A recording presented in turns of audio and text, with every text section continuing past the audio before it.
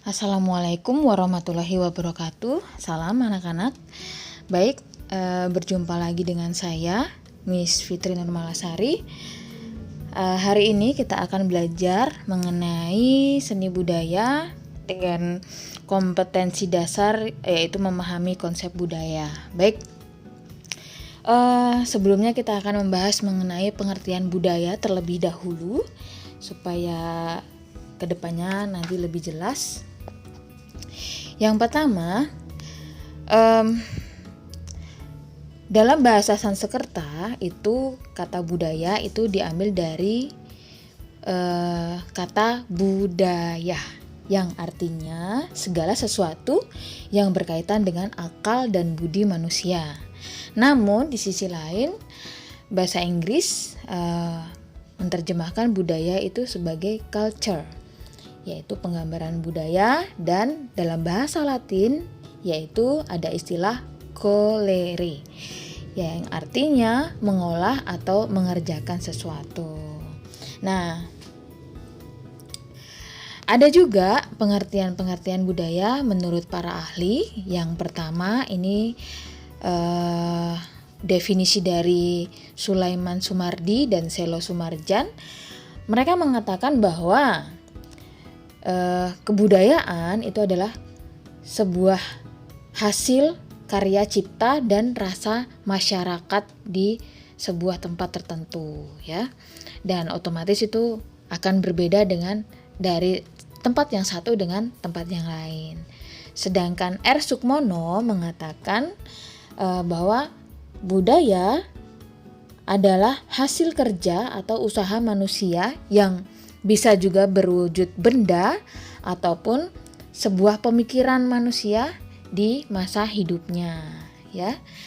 Begitu juga dengan Ki Hajar Dewantoro juga mengatakan bahwa pada dasarnya budaya itu didefinisikan sebagai hasil perjuangan masyarakat terhadap alam dan zaman yang membuktikan kemakmuran dan kejayaan hidup masyarakat dalam usaha mencapai kemakmuran, keselamatan, dan kebahagiaan di dalam hidup mereka. Bagaimana menurut para ahli yang lainnya? Nah, di sini ada 4 para ahli yang lain yang otomatis tidak berbeda jauh definisinya. Yang pertama, Kuncoro Ningrat mengatakan bahwa definisi budaya itu adalah sebagai sistem gagasan dan rasa, serta karya yang dihasilkan oleh manusia di dalam kehidupannya saat dia bermasyarakat. Selanjutnya, Klukholm dan Kelly itu mengatakan bahwa budaya itu adalah segala macam konsep hidup yang tercipta secara historis, baik yang implisit maupun yang eksplisit, baik yang irasional, maksudnya tidak rasional, ataupun yang rasional sekaligus, dan ada di suatu waktu.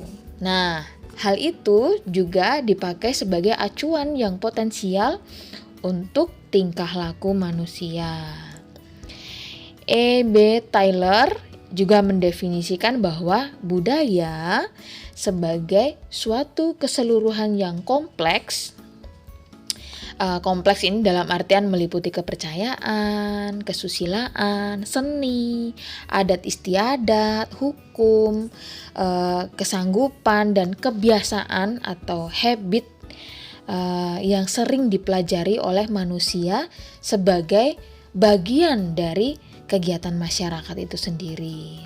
And the last, Linton mengatakan bahwa budaya itu merupakan suatu keseluruhan dari sikap dan pola perilaku masyarakat, dan hal itu adalah dianggap sebagai bentuk pengetahuan yang diwariskan oleh satu anggota masyarakat tertentu. Nah, dari beberapa definisi para ahli tersebut itu kita bisa menarik kesimpulan bahwa budaya itu adalah hasil cipta rasa dan karsa manusia yang diwariskan dari generasi ke generasi. Nah, Dan budaya itu berbentuk seperti sistem agama, politik, adat istiadat, bahasa, perkakas, pakaian, bangunan, bahkan sampai ke karya seni di suatu daerah tersebut.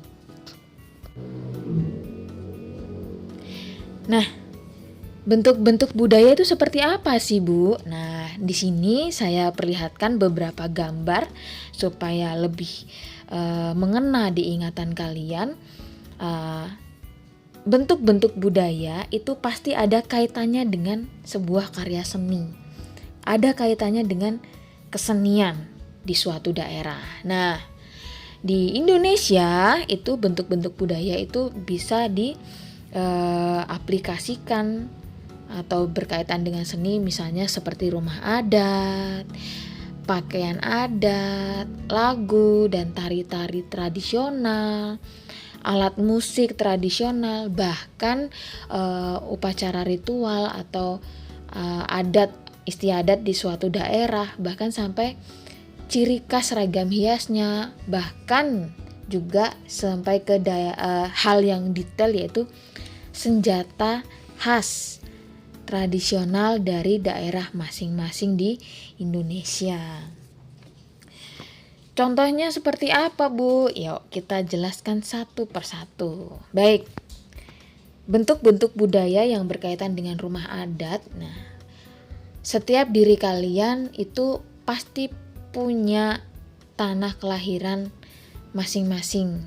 Kecuali yang maksudnya yang lahirnya di Jakarta juga pasti punya tanah kelahiran. Nah, pasti setiap daerah itu juga punya yang namanya rumah adat. Rumah adat ini dibangun tidak serta-merta dibangun, tapi mereka punya filosofi tersendiri, keunikan seni tersendiri dan tidak sembarangan dalam pembuatannya, ya. Mereka biasanya menggunakan prinsip seni yang disesuaikan dengan adat dan budaya serta tradisi mereka. Nah, rumah adat di sini merupakan hunian khas di setiap daerah pada suku tertentu dan biasanya tidak ada yang sama. Jadi tidak ada klaim satu sama lain. Oh, itu harusnya di Jogja bukan seperti itu. Mereka punya ciri masing-masing, ya. Contohnya kayak di Sumatera Utara ada rumah adat yang namanya Bolon. Seperti di Jambi itu ada rumah adat yang namanya Melayu Selaso.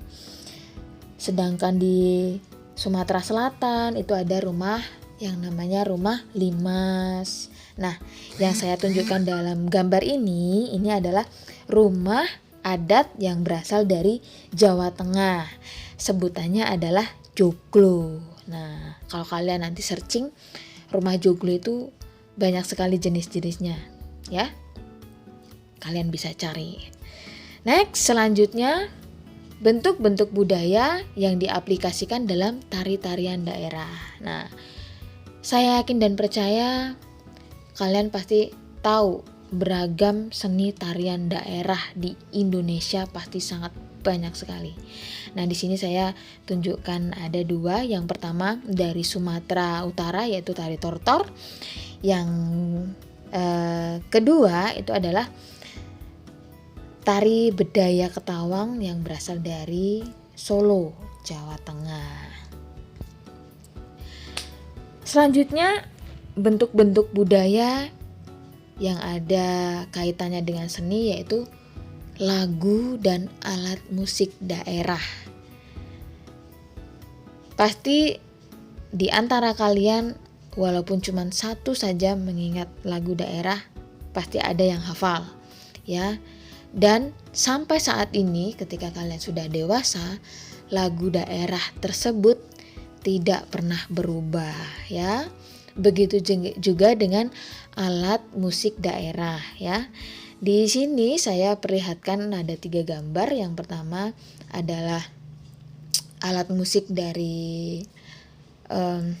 Sumatera Utara, gondang namanya, yang bawah itu kolintang yang sedang dipukul, dan yang terakhir itu adalah tifa dari Papua. Dan masih banyak lagi alat musik dan lagu-lagu daerah yang ada di Nusantara. Next, bentuk-bentuk budaya selanjutnya adalah tentang pakaian adat.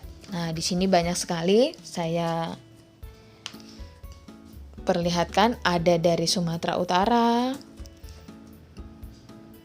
ada dari Aceh, ada dari Sumatera Barat, ada dari Sumatera bagian selatan, ada dari Jawa, dan yang terakhir ada dari Nusa Tenggara Barat.